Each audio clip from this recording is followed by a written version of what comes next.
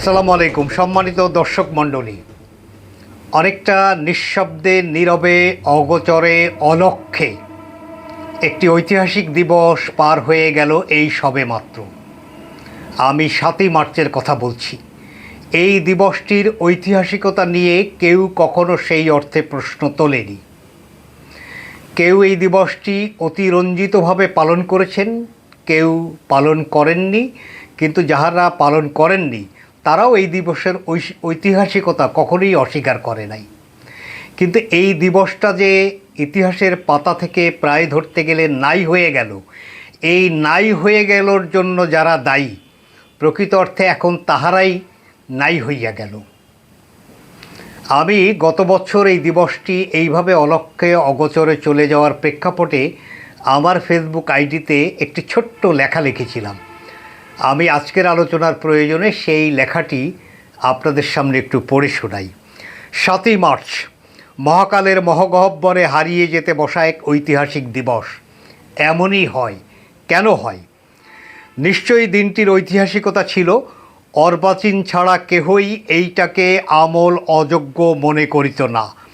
এমনকি আওয়ামী রাজনীতির দুই চক্ষুর বিষ বিএনপিও সচেতনভাবে এই দিনের ঘটনা প্রবাহ তৎকালীন সময়ে গুরুত্বের দাবি রাখে না, এমন কোনো বাতচিত কখনোই করেনি।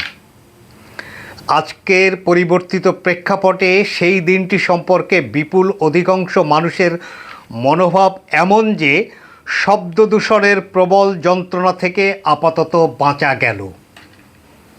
লেবু অতিরিক্ত চটকাইলে যে তেতরস বের হয়, এই স্বাভাবিক বোধশূন্য একটি তস্কর গোষ্ঠীর উৎপাত হইতে নিষ্কৃতি পাওয়া হিসেবে বিবেচিত হচ্ছে এখন এই দিনটি। প্রশ্ন হইল, এই ঐতিহাসিকতাকে পচাইবার দায় কার? উত্তর, একমাত্র উত্তর তদীয় কন্যাকে জিগাও। মহাকালের মহাগহ্বরে অনেক কিছু হারিয়ে যাওয়ার জন্য সে এবং একমাত্র সেই দায়ী। এত কিছু ঘটিয়া গেল, কই শেখ পরিবারের তো কাহারও কিছু গায়ে লাগিল না। তাহারা সকলেই পূর্বাহ্নে পগারপার হইলেন কোন জাদুমন্ত্র বলে। ভারসাম্যহীন এক সমাজ ও রাজনীতি যদি নিকট ভবিষ্যতে দেখিতে হয়, যাহার সম্ভাবনা দিন দিন প্রবল হইতেছে, তাহার জন্য তিনি মজবুত ভিত্তি স্থাপন করিয়া গিয়েছেন। আমি এই অংশটুকু আবার পড়ছি। ভারসাম্যহীন একটি সমাজ ও রাজনীতি যদি নিকট ভবিষ্যতে দেখিতে হয়, যাহার সম্ভাবনা দিন দিন প্রবল হইতেছে, তাহার জন্য তিনি মজবুত ভিত্তি স্থাপন করিয়া গিয়াছেন। ঠাসিয়া ধরিয়া গেলাইবার উদগ্র অপচেষ্টা যে এতটা বুমেরাং হইতে পারে, কশ্চিনকালেও কেউ কি ভাবিয়াছিল? মরো হতচ্ছাড়া, পেয়ারা দিল্লিতেই মরো। অনুশোচনা বলে কোনো শব্দের সাথে যেহেতু পরিচয় নাই, কেবলই দাম্ভিকতা আর প্রতিশোধ পরায়ণতা সমগ্র মনোজগতে স্থায়ী আবাস গাড়িয়া বসিয়াছে যখন, তখন ধুকিয়া ধুকিয়া মরো। এই লেখাটি গত বছর 7ই মার্চ উপলক্ষে আমি লিখেছিলাম। লেখার কারণ নিশ্চয়ই দর্শক মণ্ডলী আপনাদেরকে সবিস্তারে বুঝিয়ে বলার প্রয়োজন নেই। এই 7ই মার্চকে স্বাধীনতার ঘোষণা হিসাবে প্রতিষ্ঠিত করার একটা চেষ্টা, এটা তো আমরা জানি কিভাবে করা হয়েছে। জিয়াউর রহমান 26শে মার্চ যে স্বাধীনতার ঘোষণাটি দিয়েছিলেন, এবং তিনি ঐতিহাসিকতার দায় যদি আমরা স্বীকার করি, সত্য যদি বলি, সেই স্বাধীনতার ঘোষণা জিয়াউর রহমান সেই সময়ের বাস্তবতার নিরিখে তিনি সত্যনিষ্ঠ হয়ে, শেখ মুজিবুর রহমান তিনি তখন নির্বাচিত নেতা, তার নামেই সেই স্বাধীনতার ঘোষণাটা দিয়েছিলেন। জিয়াউর রহমানের এই স্বাধীনতার ঘোষণার এই কৃতিত্ব এবং মুক্তিযুদ্ধে তার অবদান, এটি অস্বীকার করার এক বিশ্রী প্রবণতা থেকে এই 7ই মার্চকে একসময় স্বাধীনতার ঘোষণা হিসেবে প্রতিষ্ঠিত করার চেষ্টা করা হলো। এই দিবসকে কেন্দ্র করে সেই ফজরের নামাজ পড়তে যেয়েও অনেক সময় আমরা অনেকটা ডিস্টার্বড হয়েছি। ফজরের নামাজ থেকে শুরু করে গভীর রাত অবধি অসুস্থ মানুষের পীড়ন নিশ্চিত করে হলো এই ভাষণ ঘন্টার পর ঘন্টা এক নাগাড়ে বাজানো হয়েছে। সেই জিনিসটি গত 2 বছর অনুপস্থিত। এ কারণেই দেশের একটি বিপুল জনগোষ্ঠী মনে করছেন যে তারা এই শব্দ দূষণের দায় থেকে আপাতত নিষ্কৃতি পেলেন। কিন্তু বিগত দিনের অপকর্ম, নিষ্ঠুরতা, তঞ্চকিপাটা, প্রতারণা, বীভৎস সেই খুনের দায় যাদের ঘাড়ে, এবং সর্বোপরি লক্ষ লক্ষ কোটি কোটি ডলার দেশ থেকে পাচার করে দেশকে একটি ভঙ্গুর দশায় পরিণত করার দায় যাদের ঘাড়ে, তাদের মধ্যে অনুশোচনার কোনো লেশপাত্র নাই, বরঞ্চ এখনও তারা তাদের এই অপকর্মকে ডিফেন্ড করছেন বলেই আমরা এই ধরনের নিষ্ঠুর শব্দ আমরাও ব্যবহার করি বা শুনে অস্বাচ্ছন্দ্য বোধ করি না যে শব্দ দূষণের দায় থেকে জনগণ মুক্তি পেল। এই যে দিবসগুলোকে কেন্দ্র করে এই যে অতিরিক্ত চেষ্টা, ইতিহাসের উপর ইতিহাস চাপিয়ে দেওয়া, নিজেদেরকে একজন ব্যক্তিকে একটি দলকে প্রতিষ্ঠিত করার যে উদগ্র বাসনা, বাকি সকলের অবদানকে অস্বীকার করা, এমনকি তাদেরকে এক ধরনের নিবর্তনের মধ্যে ফেলে দেওয়ার যে ইতিহাস আমরা গত 17 বছর বা তারও পূর্বে নানা সময় সুযোগ পেলেই ঘটাবার যে একটা অপচেষ্টা আওয়ামী তস্করদের ছিল, সে সাক্ষী তো আমরা জনগণ নিজেরা। এই স্বাধীনতা ঘোষণা, স্বাধীনতা যুদ্ধ, স্বাধীনতার সংগ্রামের সঙ্গে শেখ মুজিবের সঙ্গে যারা অঙ্গাঙ্গিভাবে জড়িত ছিলেন তাদের একজন জনাব আসমা আব্দুর রব, তিনি বহু পূর্বে একটি সাক্ষাৎকার দিয়েছিলেন এই স্বাধীনতার প্রেক্ষাপটকে কেন্দ্র করে। আমরা এবছর 7ই মার্চ অর্থাৎ 2026 সালের 7ই মার্চ দেখলাম কয়েকটি পত্রিকা সেই সাক্ষাৎকারটি পুনর্মুদ্রণ করেছে, হয়তো সময়ের নিরিখে এটি জাস্টিফাইড। সেখানে স্পষ্টত আসমা রব বলেছিলেন শেখ মুজিব পাকিস্তান রাষ্ট্রকে একসঙ্গে রাখার চেষ্টা করেছিলেন, অর্থাৎ স্বাধীনতার যে একক কৃতিত্ব শেখ মুজিবকে দেওয়ার, তার কন্যা এবং তার পারিষদবর্গের যে একটা উদগ্র অপচেষ্টা, তার বিপরীতে এই কথাটি ইতিহাসের সাক্ষ্য হিসাবে গ্রহণ করার যথেষ্ট যুক্তিসঙ্গত কারণ আছে, যার কারণেই আসমা রবের মতো লোক বলছেন নির্বাচনের পর অর্থাৎ 70-এর নির্বাচনের কথা তিনি বলছেন, পরও শেখ মুজিবুর রহমান ইয়াহিয়া খান ও জুলফিকার আলী ভুট্টোর সাথে নেগোসিয়েশন করার চেষ্টা করছিলেন যাতে পাকিস্তান একক রাষ্ট্র হিসাবে বজায় রাখা যায়। তবে পরিকল্পনার বিরুদ্ধে ছাত্র সমাজ, যুব সমাজ এবং স্বাধীন বাংলা নিউক্লিয়াস, আমরা জানি সিরাজুল ইসলাম দাদাভাইয়ের নেতৃত্বে যে সংগঠন স্বাধীন বাংলা নিউক্লিয়াস, এটি সক্রিয়ভাবে কাজ করেন যাতে কোনোভাবেই মুজিব পাকিস্তানকে এক রাষ্ট্র হিসাবে বজায় রাখার চেষ্টায় সক্ষম না হন।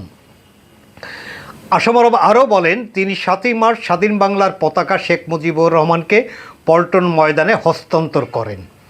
তখন শেখ মুজিব বলেন এটা অনেক বেশি অ্যাডভান্স, ইটস টু আর্লি, কিন্তু রব বলেন এটিই সঠিক সময়। এই সাক্ষাৎকারে তিনি আরও বলেন পরবর্তীতে রাতে 11টায় শেখ মুজিবের বাসায় দেখা করার সময় তাকে স্পষ্টভাবে জানানো হয় পাকিস্তানের রাষ্ট্রপ্রধান বা প্রধানমন্ত্রী হিসাবে থাকা এবং আওয়ামী লীগের লোকদের মাধ্যমে পাকিস্তানের সঙ্গে আতাত করা বাংলাদেশের জনগণ মেনে নেবে না। আসমা রবের এই কথাবার্তা থেকে স্পষ্টত এটি বলা যায় যে যেই স্বাধীনতার একক কৃতিত্ব শেখ মুজিবকে দেওয়ার চেষ্টা করা হয়েছিল, শেখ মুজিব প্রকৃত অর্থে স্বাধীনতাই চাননি। তিনি অখণ্ড পাকিস্তানের প্রধানমন্ত্রী অথবা যদি পাকিস্তানি রাজনৈতিক নেতা এবং সামরিক বাহিনীর সেই কর্তা ব্যক্তিদের সঙ্গে কোনো নেগোসিয়েশন হতো, তিনি রাষ্ট্রপ্রধান অথবা প্রধানমন্ত্রী, পাকিস্তানের পক্ষ থেকে একজন রাষ্ট্রপ্রধান বা প্রধানমন্ত্রী, এই ধরনের একটি ভারসাম্যপূর্ণ ক্ষমতা অর্জনের মধ্য দিয়ে তিনি পাকিস্তানের অখণ্ডতা রক্ষার জন্য শেষ মুহূর্ত পর্যন্ত তিনি চেষ্টা করেছেন। ইতিহাসের অনেক সাক্ষ্য আছে। আমি আলোচনার সংক্ষিপ্ততার স্বার্থে সেই প্রসঙ্গে না যেয়ে এই স্বাধীনতা পূর্বের কয়েকটি ঘটনা যদি ডকুমেন্টস আকারে আপনাদের সামনে তুলে ধরি, তাহলে 7ই মার্চকে কেন্দ্র করে এই যে স্বাধীনতার ঘোষণার যে ইতিহাসের অপব্যাখ্যা, তা হয়তো আপনাদের সামনে স্পষ্ট হতে পারে। এই আওয়ামী মতলববাজরা 7ই মার্চকে শেখ মুজিবের পক্ষ থেকে স্বাধীনতার ঘোষণা যারা দাবি করেন, তাদের উদ্দেশ্যে আমাদের প্রশ্ন, যদি 7ই মার্চ স্বাধীনতার ঘোষণা হয় তাহলে তো ওই মুহূর্ত থেকেই আমাদের পশ্চিম পাকিস্তান থেকে বিচ্ছিন্ন হওয়ার কথা, কিন্তু আমরা কি হয়েছি? আমাদের পরে যে যুদ্ধ চাপিয়ে দেওয়া হলো 26শে মার্চ, এবং আমরা অনেকটা অপ্রস্তুত ছিলাম রাজনৈতিক নেতাদের অদূরদর্শিতার কারণে। ওই 7ই মার্চের যে বক্তব্যকে স্বাধীনতার ঘোষণা বলা হচ্ছে, সেই 7ই মার্চের সেই ভাষণে শেখ মুজিব সংসদে যোগ দিতে চান এবং যোগ দেওয়ার শর্ত হিসেবে তিনি 4টি দফা ওই ভাষণে উপস্থাপন করেন। 1 নম্বর দাবি ছিল সামরিক আইন মার্শাল্লাহ উড্র করতে হবে। এখনও 7ই মার্চের ভাষণটা আপনারা বাজিয়ে দেখবেন আমার এই কথাগুলো পান কিনা। 2 নম্বর, সামরিক বাহিনীর লোকদের ব্যারাকের ভিতরে ঢোকাতে হবে। 3 নম্বর, যেসব ভাইদের হত্যা করা হয়েছে তাদের ব্যাপারে তদন্ত করতে হবে। 4 নম্বর, জনগণের প্রতিনিধিদের কাছে ক্ষমতা হস্তান্তর করতে হবে। এই ছিল তার 4 দফা 7ই মার্চের ভাষণে পাকিস্তানের কাছে দাবি। তাহলে তিনি এই দাবিটা কার কাছে করছেন?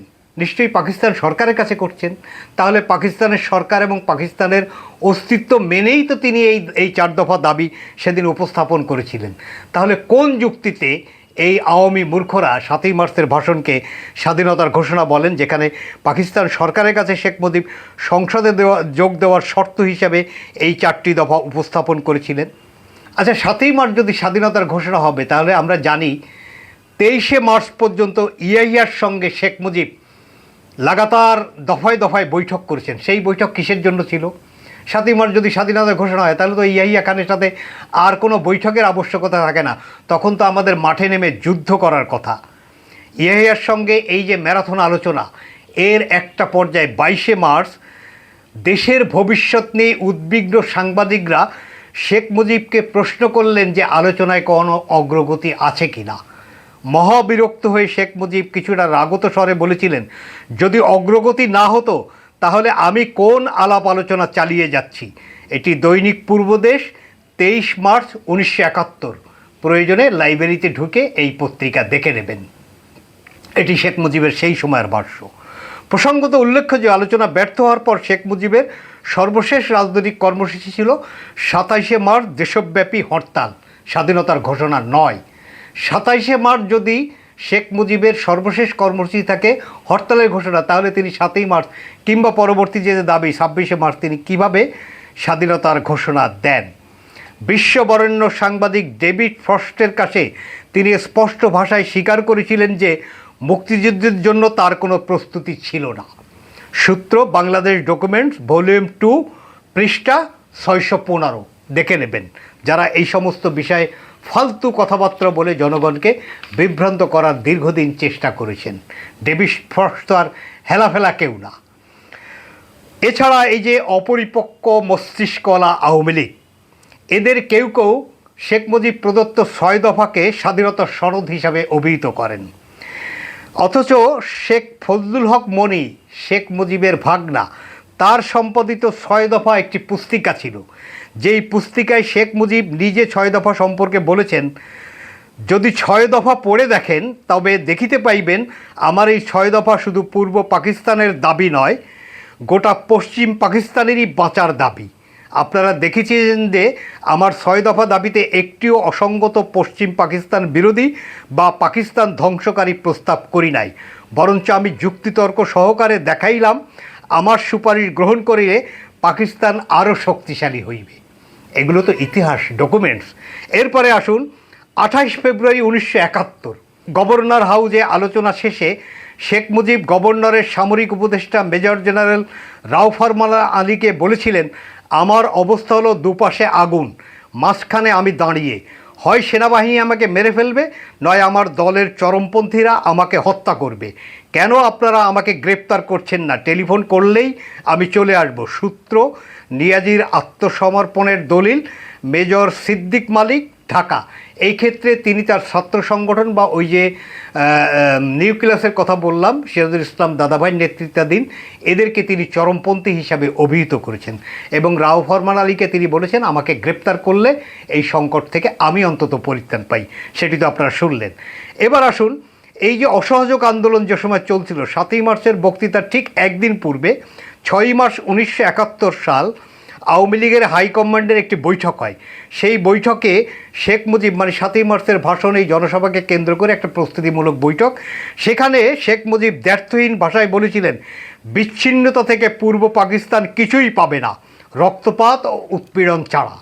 আমি আবার বলি, বিচ্ছিন্নতা থেকে পূর্ব পাকিস্তান কিছুই পাবে না, রক্তপাত ও উৎপীড়ন ছাড়া। আওয়ামী লীগের প্রতি ম্যান্ডেট স্বাধীনতার জন্য নয়, স্বায়ত্তশাসনের জন্য। অর্থাৎ 70-এর নির্বাচনে যে আওয়ামী লীগ বিজয়ী হয়েছিল, শেখ মুজিব বলছেন এই ম্যান্ডেট স্বাধীনতার জন্য নয়, স্বায়ত্তশাসনের জন্য। সূত্র পাকিস্তান ক্রাইসিস, ডেভিড লোসাক, ঢাকা। এই সমস্ত তথ্যের ভিত্তিতে নিশ্চয়ই আপনারা বুঝতে পারছেন যে আওয়ামী তস্করেরা কতটা অবাঞ্ছিত শব্দ এবং ন্যারেশন ব্যবহার করে 7ই মার্চের যে ঐতিহাসিকতা তাকে ফুলিয়ে ফাঁপিয়ে এটাকে স্বাধীনতার ঘোষণা হিসেবে প্রতিষ্ঠিত করার যে চেষ্টা, শেখ মুজিবকে স্বাধীনতার একক কৃতিত্ব দেওয়ার যে অপচেষ্টা, সেখানে আর কারো কোনো অবদান নাই। কিন্তু আমার এই সামান্য আলোচনায় তো আপনারা বুঝতে পারলেন যে 7ই মার্চের ঘোষণা কোনো কারণেই স্বাধীনতার ঘোষণা নয়। এমনকি 7ই মার্চের ঘোষণার পূর্বের যে ঘটনাগুলো উল্লেখ করলাম তাতে স্পষ্টত প্রতীয়মান হয় শেখ মুজিবের স্বাধীনতার কোনো প্রস্তুতি ছিল না, তিনি স্বাধীনতা চাননি, তিনি অখণ্ড পাকিস্তানের প্রধানমন্ত্রী হওয়ারই তার বাসনা ছিল। ফলে এই দিবসটি যে ইতিহাসের মহাকালের মহগহ্বরে হারিয়ে যেতে যাওয়ার উপক্রম, এই জন্য দায়ী শেখ হাসিনা এবং শেখ হাসিনার সেই সমস্ত চামচা, সেই সমস্ত স্তাবক, সেই সমস্ত পারিষদবর্গ যারা ইতিহাসের প্রকৃত অংশে ধুয়ে মুছে নিজেরা একটা ইতিহাস রচনার দায় গ্রহণ করেছিলেন এবং যে কারণে তারা আজকে ইতিহাসের আস্থা করে নিক্ষিপ্ত হয়েছেন। আজকে এ পর্যন্তই, ধন্যবাদ।